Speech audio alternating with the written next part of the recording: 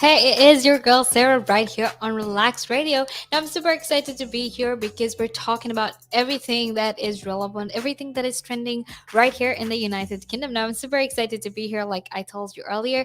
You're with me on the sunrise, and welcome to the second hour of my show. Now, I'll be keeping you company all the way until 9 a.m. because I have a lot of interesting and fun things coming your way. So make sure you stay tuned. Now, right now, we're going to be talking about scientists and space exploration and the 29 new planets that have been identified by scientists because that means in terms of human development, that means in terms of how much we've evolved and how much we've grown. It means it is a huge development. So obviously we'll be talking about that in a bit, but before that I actually wanted to want to remind you, but you can get in touch with me. You can actually text me on 07852473473, and by texting me on that number you can share your opinions, you can share your thoughts and your messages. If you have any of those, you can do that. So make sure you do that because I would love to hear from you, especially because your thoughts, your opinions are very important to me, especially because Relax Radio focuses on your opinion. We focus on what you believe and your thoughts, right? So make sure you get in touch with me because I would love to, absolutely love to share it with everyone who's listening in as well. Now, while we're at it, I would also like to remind you to go and follow us on our socials, which is Facebook, Instagram, Twitter, and TikTok. And you're going to find a lot of interesting content out there as well, especially at TikTok, which is really fun and it has really funny, amazing videos. Also, videos of me embarrassing myself because it's okay to embarrass yourself once in a while, if you know what I mean. So make sure you go follow our socials because it would mean the world to us if you do that. Okay, so make sure you do that. But let's get into what we're talking about today, which is basically how scientists have identified 29 planets where aliens could observe the Earth. Now, for so long, we've observed aliens, but apparently there is new information that has been found that says that aliens could have been observing us all this time, and they could be living in all these different planets that have been found, different solar systems that they found, you know and that means that for the longest time ever they could have probably been watching us. It sounds very scary. It sounds something out of a very out of a science fiction movie, because basically all sci-fi movies are based on things like that you know so it just goes to show that for so long, we when we thought we were the only ones trying to find for aliens, look for aliens out there, try to explore all the other types of aliens out there. Apparently they might have actually been looking at us, observing us, and trying to see what kind of civilization we are. Right now, to actually get into this, obviously, when it comes to humans, when it comes to our curiosity, we have gazed at the heavens and wondered about life among the stars, right? I mean, come on, it's definitely not only the scientists. At one point in your life, you would have probably looked up at the stars and thought about what life is like up there.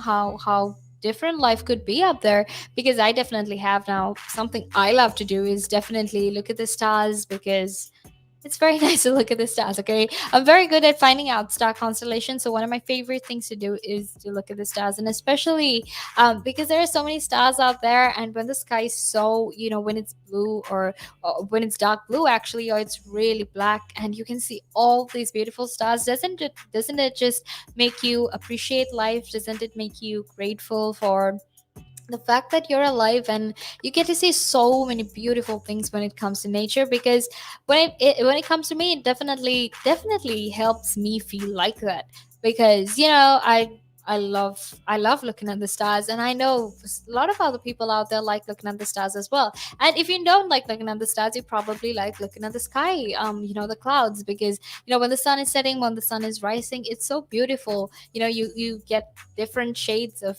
different colors of the clouds, you get different shaped clouds. And sometimes my favorite skies are definitely the orange pink skies. I also really like the purple skies, the cotton candy purple sort of skylines that are there as well. So it's very beautiful. The our earth, the sky, everything is just a wonderful place that we haven't even, it's just the tip of the iceberg when it comes to how much we've actually explored, how much we actually know about. Earth and all the other planets that are out there. So obviously there is a lot of things out there, and it's very, very interesting. It's something that we've all been curious about, how life works beyond our solar system, how life works beyond the planet Earth. How do these aliens survive? What do they look like? What other civilizations like? Now these are questions that we've obviously had, right? But as we sort of started looking for all these aliens, these little green men that we always see, and we assume that that's what aliens look like. Well, those extraterrestrials might have actually been watching us back, which is what I was saying, right? All this time when you thought you were all alone in this universe. And we never thought that, but just to make it sound dramatic, when we thought we were all alone. But right now we've actually found out that we're not all alone. In fact, that there might be other aliens who are looking at us. So in new research, astronomers have actually drawn up a short list of nearby star systems, where any inquisitive inhabitants on all these orbiting planets would be well placed to spot life on Earth. So planets orbit, and apparently every few years all these planets pass by Earth. So when they do that, it means that they can actually observe Earth. They can see what is happening in our planet, especially because we've advanced so much and we're constantly broadcasting these, you know, waves. Radio waves throughout the planet, right? This means that obviously, if that was the case, and in fact, if we do believe they are as intelligent as we think they are, or they are as intelligent as we think they are, then chances are they've probably been able to understand what we've been saying and understand the fact that we have been looking for alien life, right? So these scientists have actually discovered 1,715 star systems in our cosmic neighborhood, where all these alien observers could have discovered Earth in the past 5,000 years just by watching it transit across the face of the sun. Okay, which is really scary if you think about it. Like, oh, okay, some getting some serial stalker vibes there, because they haven't made any contact with us, and I think that's for the best as well. Because when it comes to humans, we tend to destroy everything, and I'm talking about everything. Literally, we've destroyed a planet, we've destroyed a whole bunch of other things that I don't even want to, like, I mean, I could talk about it, but that's a whole different topic. So I will talk about that later. But it's very good that even if they do know how to contact us, that they haven't gotten in touch with us, because chances are it would probably mean that they would be in a lot of danger as well. So among those planets, among those solar systems that are in the right position to observe an Earth transit, 46 star systems are close enough for their planets to intercept a clear signal of human existence through the radio and TV broadcast, which started about 1,000 years back. So about 46 of those star systems that have been found are actually close enough to understand all these signals, these radio broadcasts that we are emitting from Earth. Now these researchers have actually estimated that there's 29 potentially habitable planets, which are well positioned to witness any Earth transit, and actually even eavesdrop on human radio and television transitions, allowing any observers to actually infer perhaps some form of intelligence.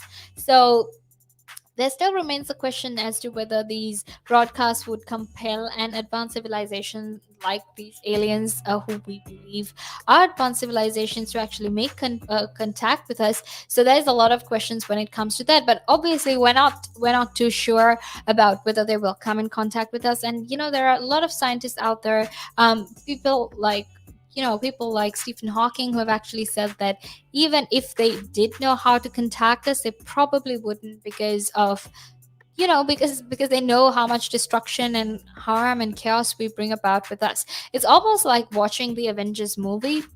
When you're watching the Avengers, you get all these aliens from different planets trying to come and mess up our planet, except it's the opposite when it comes to these aliens that we're talking about right now, because we seem to be the aliens that want to come and destroy their planets, to come and destroy their life, right?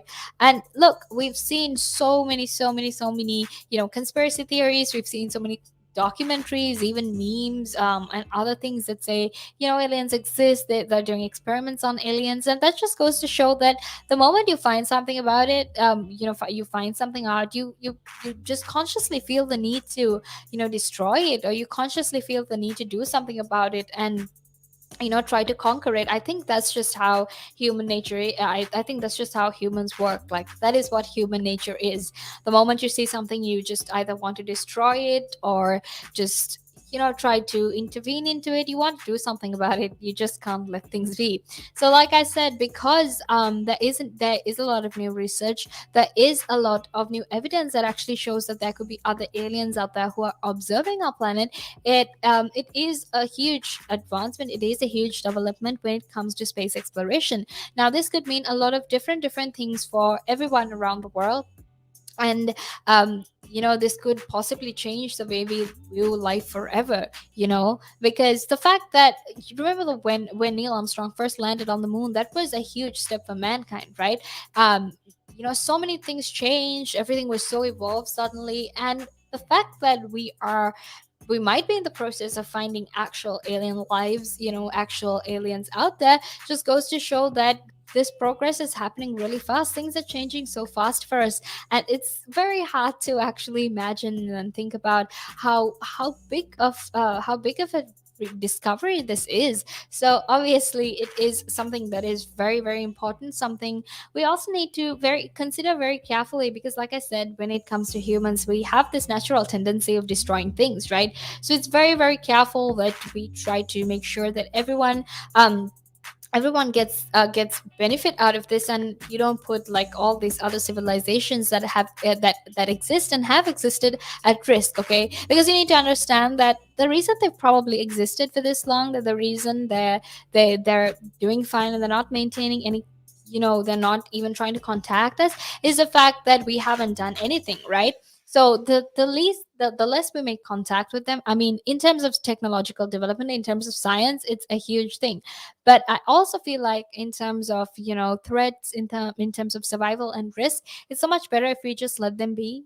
But again, like I said, when it comes to humans, you can't just let things be. But let's head into a small break now, because I'll be back to talk about all these planets and how to figure out if aliens exist and whatnot. So until then, make sure you stay tuned. One of the easiest ways to increase your net worth is to ensure that you have higher cash flows. And one of the easiest ways to do that is to not buy things on hire purchase, not buy things over months and months because you can't afford them now, but you want it. It's kind of that delayed gratification.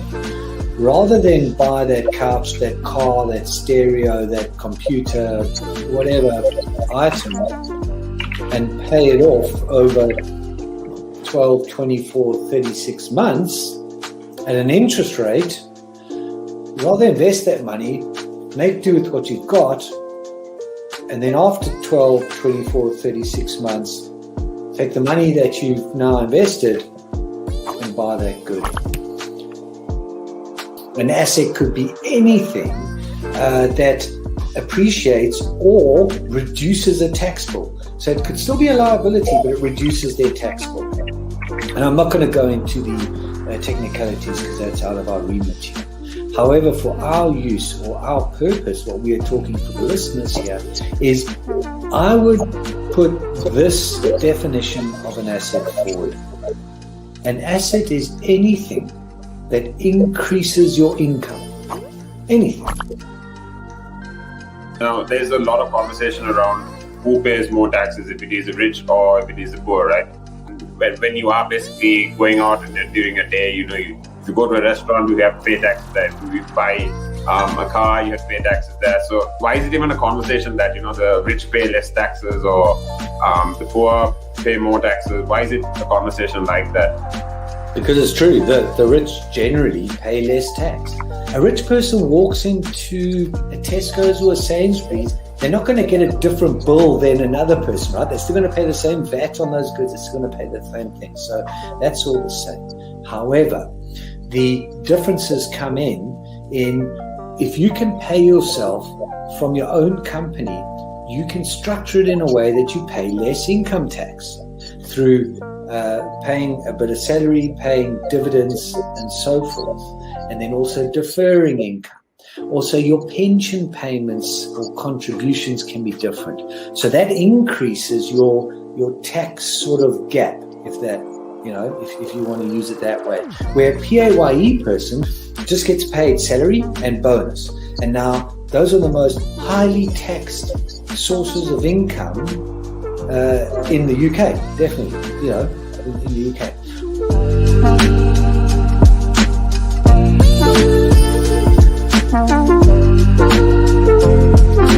Again. But now, if you say to a child, if I went up to a child and said, you've had one to forget, God, there'd be an inquest.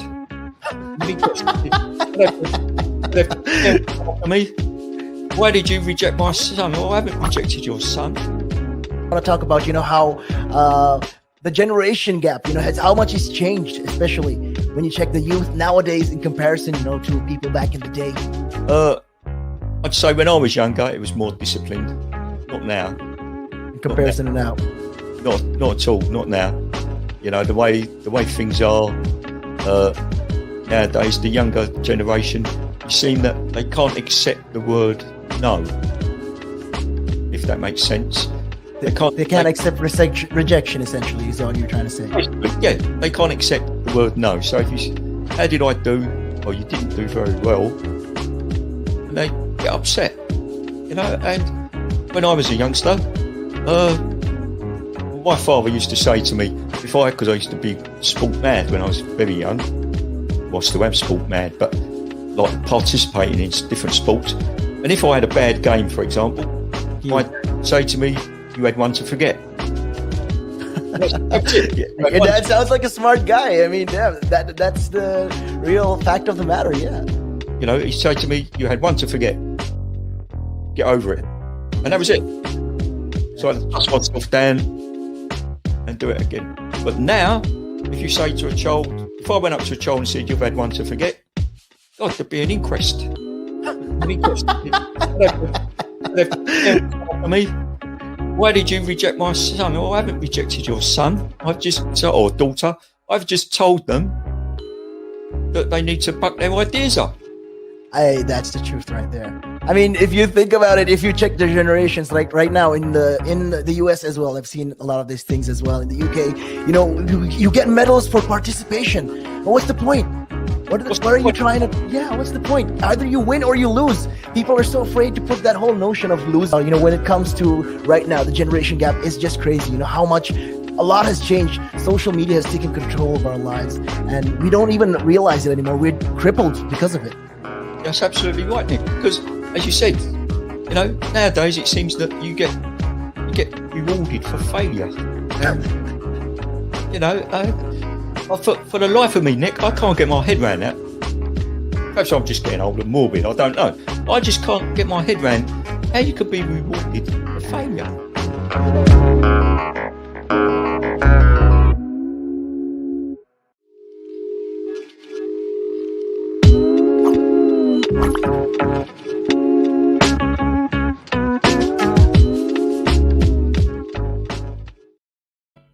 A very, very good morning. It is your girl Sarah right here on the Sunrise. Now you tuned into Relaks Radio, and right here at Relaks Radio, we have all positives and no negatives. Okay, so make sure you stay tuned because our goal here is actually to make sure we give you the best of information. We always give you all the information out there to make sure you're informed and also to make sure that you get the best of everything. Okay, so that is science, technology, finance, health, whatever it is, whatever that you have in your mind, we have it right here on Relax. So make sure you stay tuned because all our shows have a lot of interesting content that will definitely help you think about stuff multiple times, but also that will help you form new perspectives, that will help you form new thoughts and ideas when it comes to all the things that happen around the world. Okay, so make sure for you to do that, make sure you subscribe to our social media, which is basically Instagram, Facebook, Twitter, and TikTok, because there you will know what we're going to be talking about there. Because of that, you will always be able to form your opinions way before we start our shows, and then actually interact with us, tell us what you think, tell us what you want to know, tell us what you would like to hear, and that way we can actually we can actually make sure that we can get in touch with you. So if you want to do that, make sure you text me on 07852473473 and get in touch with me. And I would always love to have very interactive conversations. So make sure you do that. Okay. Again, like I said, the number is 07852473473. So make sure you text us on that number, call us on that number, whatever it is. Make sure you get in touch with us.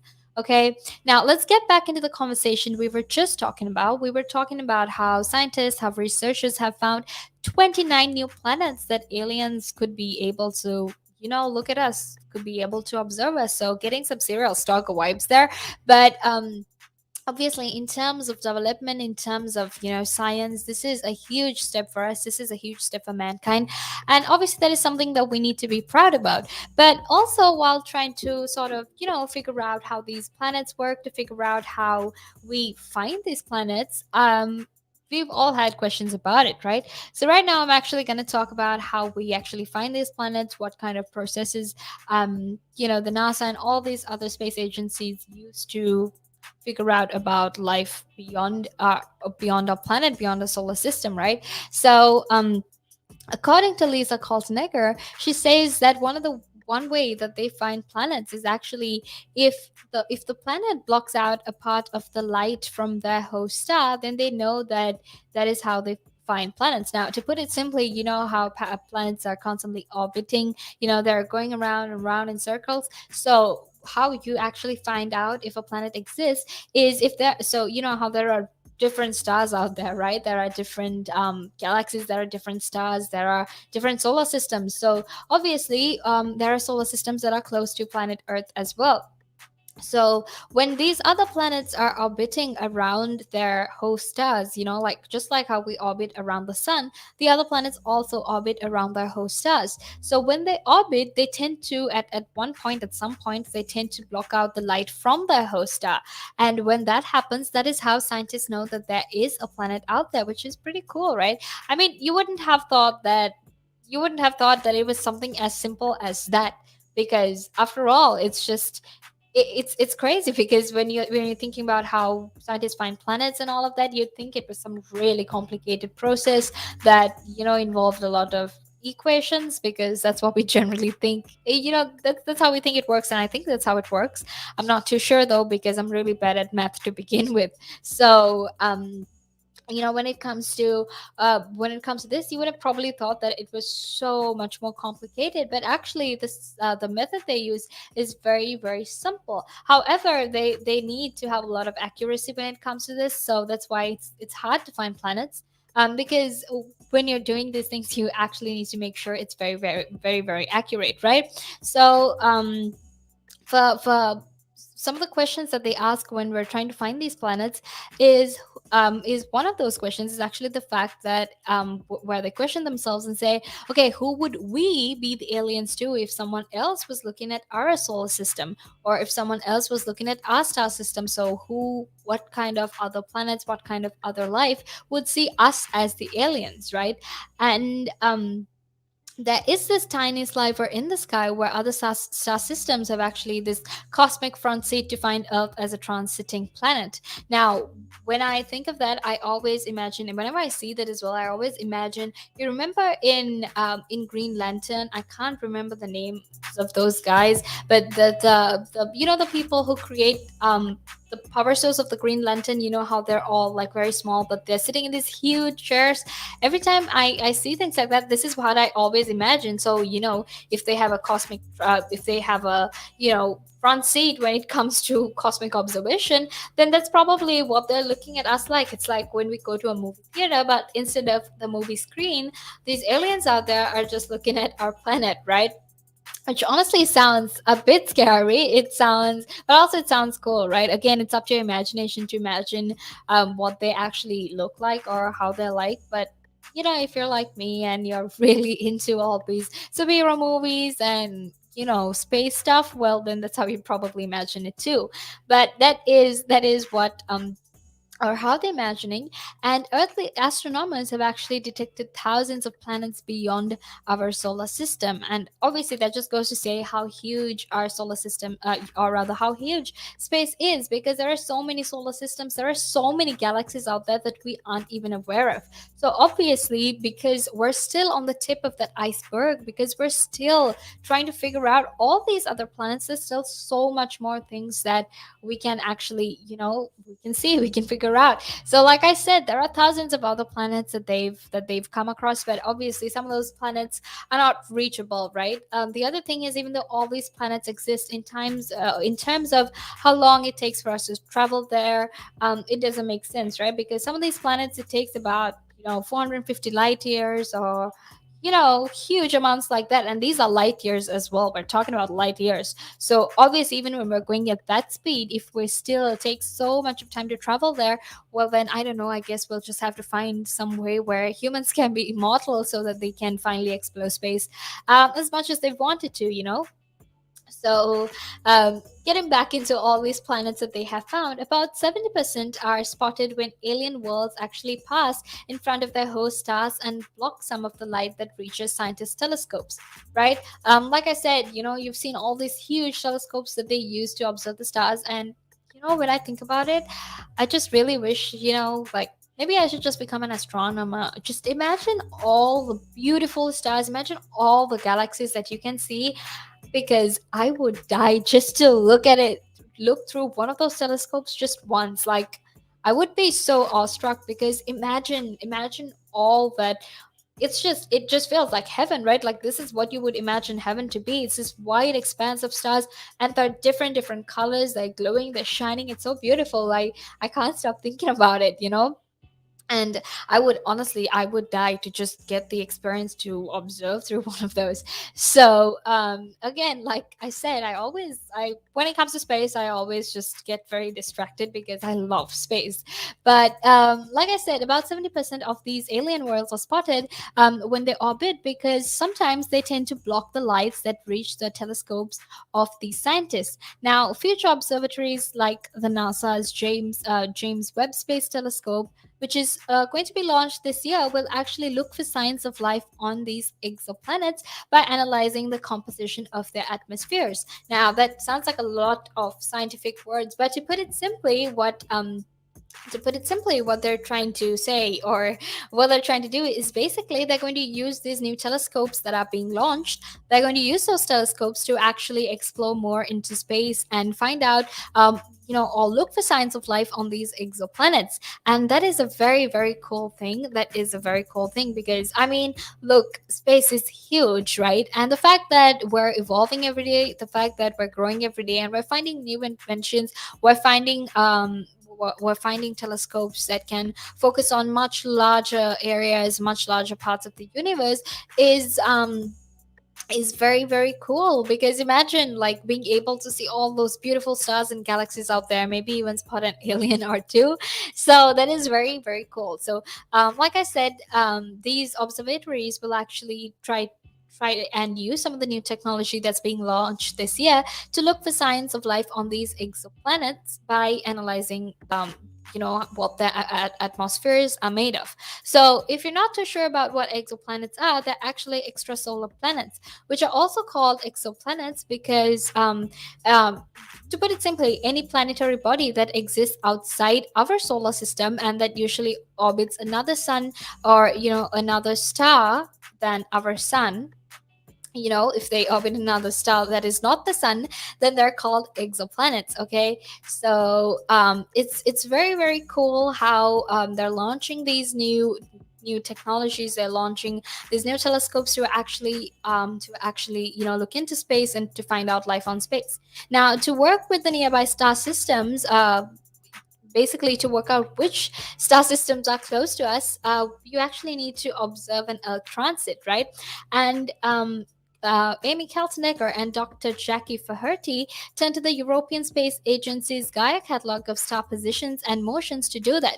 Now, both Amy Kalsnick and Jackie Faherty are actually Americans, and so it's great to see how we're all using, we're all making advantage of all the resources that are available all around the world, right? So they'll be using the Gaia catalog to actually figure out all the star positions and their motions, and from this they actually identified 2034 star systems within 100 parsecs. Now, if you don't know what parsecs are, they're actually 326 light years, okay, or 100 parsecs is equivalent to 326 light years. So like I said, for you to explore all of these beautiful star systems, galaxies out there, we'll just have to find some solution that makes you immortal forever, basically immortal, which means you live forever, right? But it'll make you immortal so you can explore the stars, because if I was asked to do that, I definitely would. I mean, I love the stars, I would love to explore it as well. So through this they can actually and from these star systems that they identified, which is 2034 star systems, they can actually spot an earth transit at any time from 5000 years ago to 5000 years from the past to 5000 years in the future, which is a really long time. So it's very, very interesting how these star systems work. It's very interesting how there's so much of information out there. There's so many things out there that we aren't even aware of. And the fact that we're constantly evolving, the fact that there's so many different types of technology out there, just goes to show that if we keep on trying, if we, keep on pursuing space exploration, that we'll find a lot more things. But make sure you stay tuned because I'll be make sure you stay tuned because I'll be back in a few more minutes to actually talk about everything related to the space, what these newly identified planets are, and what it means for the rest of us. So make sure you stay tuned. Now, there's a lot of conversation around who pays more taxes, if it is the rich or if it is the poor, right? When you are basically going out and during a day, you go to a restaurant, you have to pay taxes there. You buy a car, you have to pay taxes there. So why is it even a conversation that the rich pay less taxes or the poor pay more taxes? Why is it a conversation like that? Because it's true, the rich generally pay less tax. A rich person walks into a Tesco's or a Sainsbury's, they're not going to get a different bill than another person, right? They're still going to pay the same VAT on those goods, they're still going to pay the same thing. So that's all the same. However, the differences come in if you can pay yourself from your own company, you can structure it in a way that you pay less income tax through paying a bit of salary, paying dividends and so forth, and then also deferring income. Also, your pension payments or contributions can be different.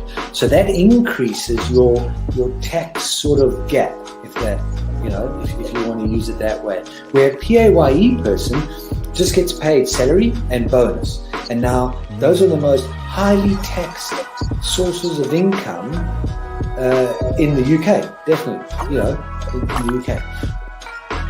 We've seen it, right? If an owner of a large public traded company does something wrong, irrelevant of what that company does or how valuable that company is, the stock generally falls into a pool of nothing, right? Because in a public company where the stock is traded openly on the stock exchange, the value of that stock is driven by supply and demand, it's driven by emotion, it's driven by news, it's driven by quite a lot of variables over and above the actual accounting or total net worth of that company.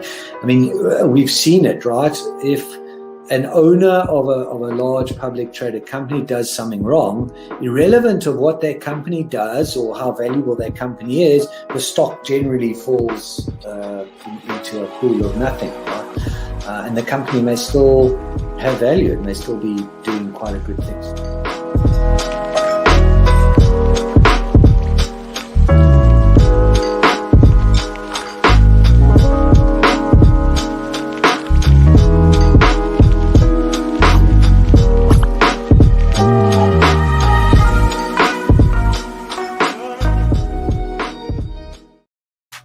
Hey, it is your girl Sarah right here on the Sunrise, right here on Relax Radio. Now, what a very good morning if you're just tuning in. I'm super excited to have you and enjoy, or rather, welcome back to the show because I know you're gonna enjoy it because we're talking about a lot of interesting. We're talking about a lot of fun things that is currently happening in terms of space exploration right now. Okay, now if you really like some of the content that we talk about, make sure you stay tuned to our socials. Make sure you go follow our socials because you can always, keep yourself ahead of the game and know what kind of other fun, interesting content we'll be talking about. Okay, so make sure you go follow us on Facebook, Instagram, Twitter, and TikTok. Make sure you check out our TikToks as well because it's super funny and it's fun as well. Also, not to mention, it's entertaining and interesting, right? We have a lot of different types of TikTok, so make sure you go check it out as well. Now, like I said, if you have any questions, if you have any opinions, if you have any thoughts that you'd like to share with us, make sure you text us on 078-52473-473. It doesn't even have to be your thoughts or your opinions, but if you have any questions as well, make sure you do that because I would love to, help you out. I would love to know your questions. I would love to see if this, or rather look at this from a different point of view. I would love to have a different perspective on it. So make sure you stay tuned because we'll be talking about all of that. And make sure you text me in as well because I'll be very, very excited and I'll be very happy, especially on a Friday, if I can interact with you. Okay. So earlier we were just talking about how planets are identified, and I was telling you how it's really crazy because like I said, when you're thinking of science, when you're thinking of all these astronomers out there, you think that they have some seriously complicated mechanism to find out new planets, but they actually have something that is very simple but that requires a lot of accuracy, right? So obviously that is something that is what we were talking about. And I said earlier, like I said, that so many aliens could have been observing us, so many aliens could have been observing what kind of lifestyles we had and whatnot, right? It's actually really cool when you think about it, but they haven't obviously made any form of contact with us. They haven't really tried to contact us as well. So I think there is a lot of research that is being conducted into that as well. Now, let's talk about what kind of planets have actually been identified, right? We'll talk about, when all these, like, we're talking about 29 different planets here, right? 29 different planets from different solar systems. So, from all these, planets that have been identified, one star that is known as Ross 128. Yeah, no, it's not a Friends reference, but that's the actual name of the star. It's Ross 128, which is a red dwarf in the Virgo constellation, is about 11 light years away. Okay, so it's not that far, but it is a bit far, if you know what I mean. It's 11 light years away, and it's close enough to receive Earth broadcasts. And it also has a planet that's nearly twice the size of Earth, which is very cool. So if we're considering a plan B, if we're considering moving out of this planet because we've destroyed it, well, I think we've just found a okay option. It's twice the size of our planet, which means they probably have more resources. But again, like I said, there hasn't been enough research done into it. We don't know if it's a livable planet for human beings because obviously the needs of human beings and the needs of aliens are very different, right? So that is Ross 128. But also they've also found that any suitably equipped life on the planet could have spotted an Earth transit for more than 2,000 years. Okay, so if anyone, or if any form of aliens were there on that planet, they could have actually spotted our planet about 2000 years ago, but they've actually lost the vantage point right now, or they've lost the vantage point 900 years ago. So obviously right now they can't observe us because they've lost that vantage point, right? But it also goes to show that if there's actually any other intelligent life on any of the other two known planets orbiting Teagarden star, which is 12.5 light years away, it will be in a prime position to actually watch Earth transits in 29 years time. So we're talking about other planets out there, obviously. So if there are any aliens on this planet called T-Garden star, which is 12.5 light years away from our planet, it will be able to observe aliens in, or observe us. Those aliens there will be able to observe us in 29 years time. It's a long time. We'll be alive then, but it's very interesting to know because like I said earlier, when Neil Armstrong first landed on the moon, it was so huge, right? It meant so much in terms of development in science, in humankind, and so many things. So just imagine, seeing ourselves in another 20, 30 years, we could have achieved great heights. I'm not going to get too excited about it because they did predict that we'd have flying cars by 2020, but we don't have flying cars. So but it's very cool to think about it. It's very cool to imagine what life could possibly be in a few more years in terms of scientific advancement and scientific development, right? Now, at 45 light years away, there's another star called TRAPPIST 1, which is also very close enough to broadcast, they're very close to eavesdrop on human broadcasts. Now, even though it's 45 light years away, TRAPPIST can actually listen to all these human broadcasts that we've been, broadcasting for the past 100 years, right? Like I said, there has been a lot of radio transmissions, there have been a lot of television transmissions that these aliens might have actually picked up from. So if you actually think about it, it's pretty cool how all these different planets, how all these different aliens might have been like stalking us for real. So it's crazy if you think about it. Like, you wouldn't have thought some time back that when you were like, when all like space exploration first started, when people were just exploring space, they wouldn't have probably thought of all the times that aliens, I mean, okay, when you think about it, it's not something you would think of, right? The fact that maybe aliens have been looking out at us, because we're the ones who are always looking at these aliens. We're the ones who are trying to find out about aliens, right? And it has never probably occurred to me, I don't know about you, but it has never occurred to me that aliens could have been watching us this whole time. But to get back into all the other planets that have been discovered now, Tiga, or rather TRAPPIST, actually is this it's a star which is about 45 light years away from us, and this star actually hosts at least 7 planets, and out of these 7 planets, 4 of them is actually in the temperate habitable zone, but they will not be in a position to witness the Earth transit for another 1,642 years. That's an entire civilization altogether, man. I'm telling you, 1,642 years. That's like 3,000 something. The year will be 3,000 and something. I'm bad at math. I'm not even going to attempt to, make that mathematic equation because I know I'm bad at it. But when talking about how this planet, it's called TRAPPIST 1, could, or rather the star called TRAPPIST 1, which has 7 planets where they could actually observe Earth, they'll have to wait about 1,642 years. And the scientists actually wrote this in Nature. And what we really need to understand, or something that is very cool, is the fact that we're talking about an entirely different civilization. So all these research that we find right now, all these new findings that we have, all this new evidence, people who will be a part of this planet in 1,642 years will actually be able to they'll actually be able to do something with all that information. They'll probably even be able to make some form of contact. So that is very cool. But like I said, don't know if this planet will survive for another 1,642 years, especially at the rate at the rate we have climate change, at the rate people are polluting and destroying this planet. So obviously that is still left to be seen.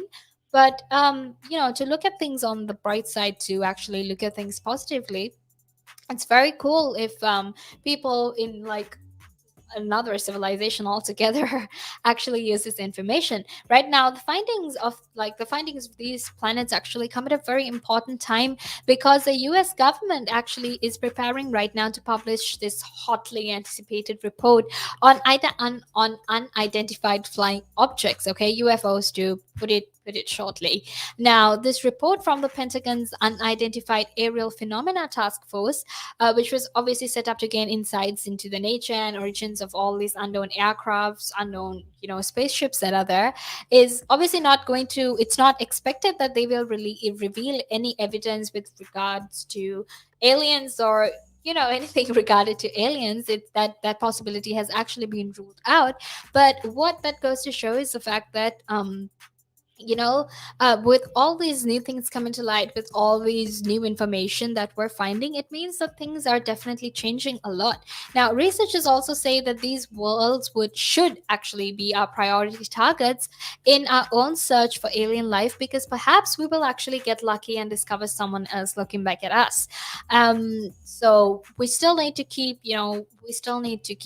investing energy. We need to still keep investing resources into space exploration and to space, basically anything related to the space, because it's going to help all of us. It's going to help the future, and it also means that we will be able to develop hugely in terms of science, in terms of technology, and even the way in which humans actually advance, right? Because like I said, in a few more years, life could be completely different from what we're going through right now. Hopefully it's not another pandemic, because I do not want to go through that again, and I know I'm not the only one who feels that.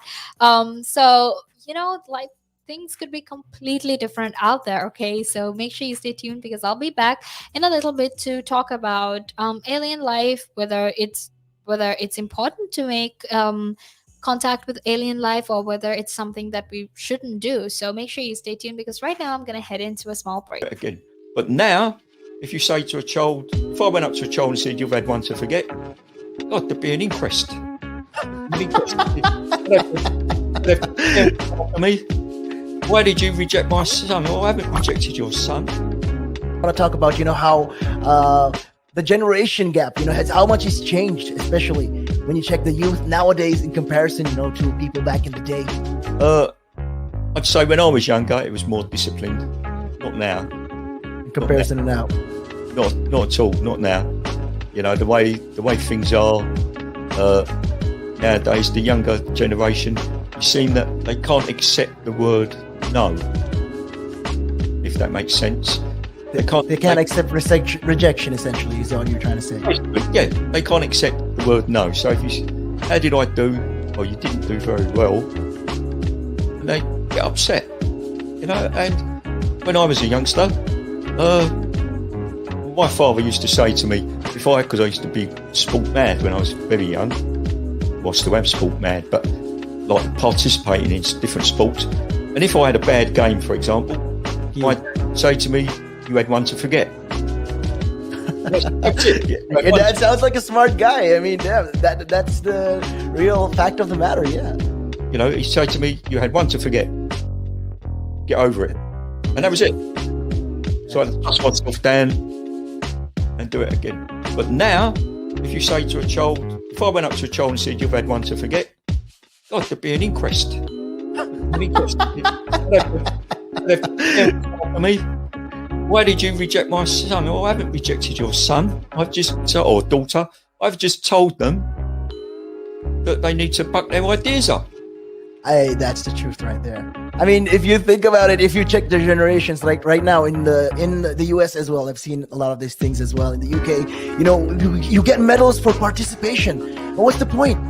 What are you trying to? Yeah, what's the point? Either you win or you lose. People are so afraid to put that whole notion of losing. When it comes to right now, the generation gap is just crazy. How much a lot has changed. Social media has taken control of our lives, and we don't even realize it anymore. We're crippled because of it. That's absolutely right, Nick. Because, as you said, nowadays it seems that you get rewarded for failure. For the life of me, Nick, I can't get my head around that. Perhaps I'm just getting old and morbid, I don't know. I just can't get my head around how you could be rewarded for failure.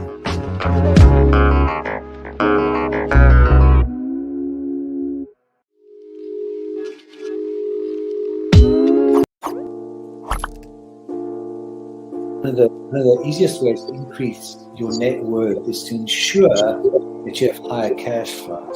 And one of the easiest ways to do that is to not buy things on hire purchase, not buy things over months and months because you can't afford them now, but you want it. It's kind of that delayed gratification. Rather than buy that couch, that car, that stereo, that computer, whatever item, and pay it off over 12, 24, 36 months at an interest rate, rather invest that money, make do with what you've got, and then after 12, 24, 36 months, take the money that you've now invested and buy that good. An asset could be anything that appreciates or reduces a tax bill. So it could still be a liability, but it reduces their tax bill. And I'm not going to go into the technicalities because that's out of our remit here. However, for our use or our purpose, what we are talking for the listeners here is I would put this definition of an asset forward. An asset is anything that increases your income. Anything. Now, there's a lot of conversation around who pays more taxes, if it is the rich or if it is the poor, right? When you are basically going out and during a day, if you go to a restaurant, you have to pay taxes there. If you buy a car, you have to pay taxes there. So why is it even a conversation that, the rich pay less taxes or the poor pay more taxes? Why is it a conversation like that? Because it's true, the rich generally pay less tax. A rich person walks into a Tesco's or a Sainsbury's, they're not going to get a different bill than another person, right? They're still going to pay the same VAT on those goods, they're still going to pay the same thing. So that's all the same. However, the differences come in if you can pay yourself from your own company, you can structure it in a way that you pay less income tax through paying a bit of salary, paying dividends and so forth, and then also deferring income. Also, your pension payments or contributions can be different. So that increases your tax sort of gap, if that, if you want to use it that way. Where a PAYE person just gets paid salary and bonus. And now those are the most highly taxed sources of income in the UK, definitely, in the UK.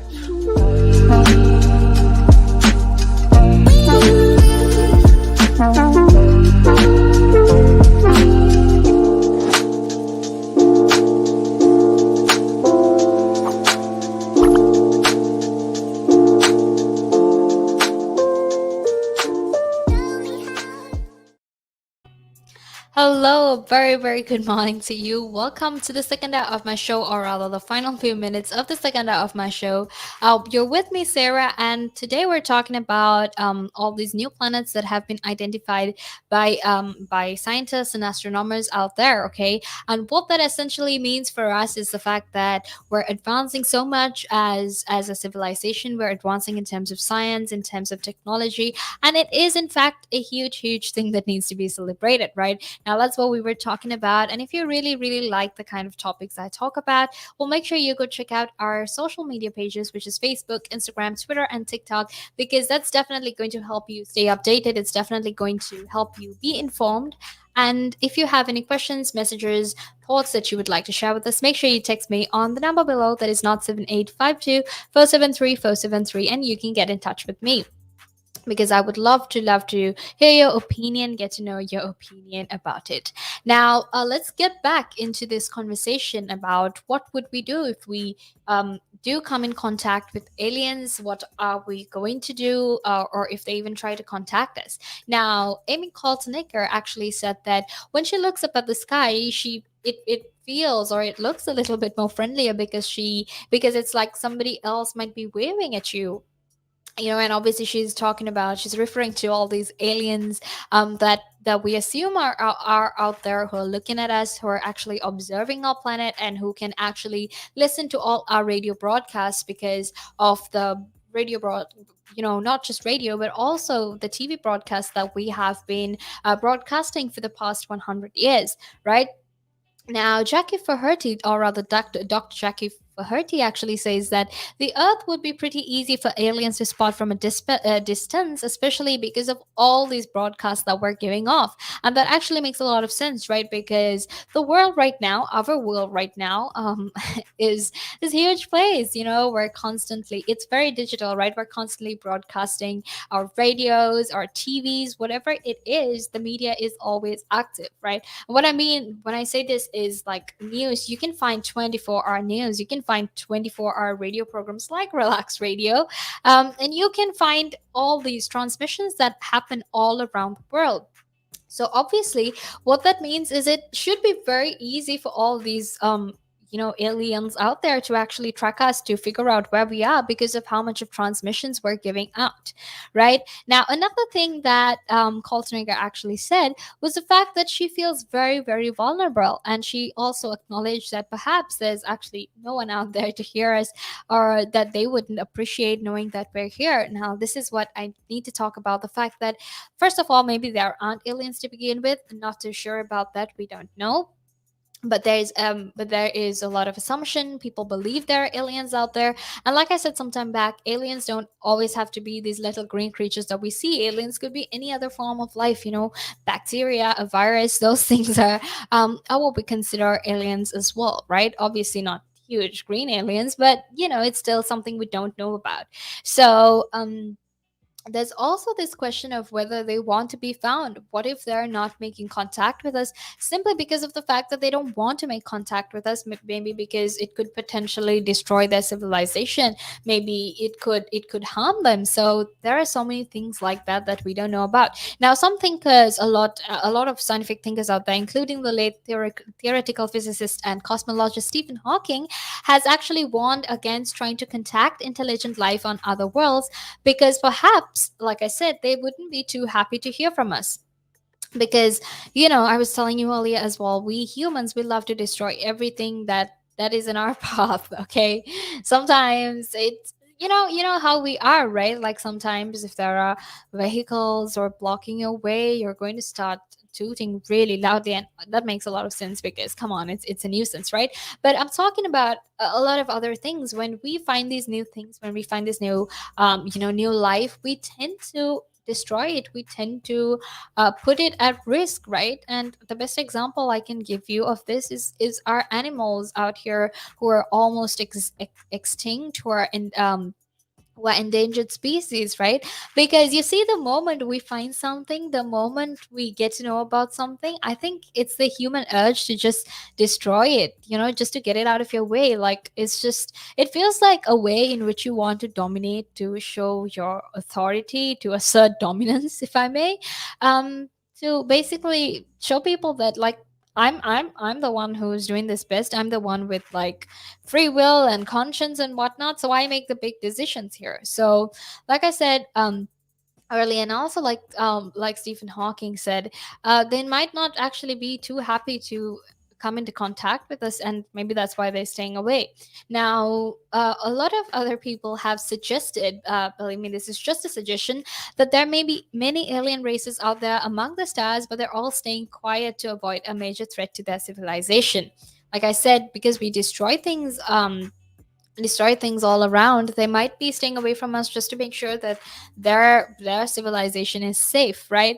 But ironically, we are blasting our radio waves throughout the cosmic neighborhood and contemplating whether it will send messages, whether we should send messages across greater different distances to get an answer. So there's a lot of questions, there's a lot of uncertainties when it comes to whether these aliens will get in contact with us, whether we should get in contact with these aliens, and so much more. But these are things that eventually research will have to find out. Okay, so that's what it is on how aliens, or scientists have discovered 29 new planets that aliens can observe us from. But I'll be back in a few minutes to actually talk to you about how the UK and EU are actually, how they have moved on and survived the whole Brexit, and how things have changed in the wake of Brexit, especially given the fact that it got finalized this year. So make sure you stay tuned, because I'll be back in a few more minutes.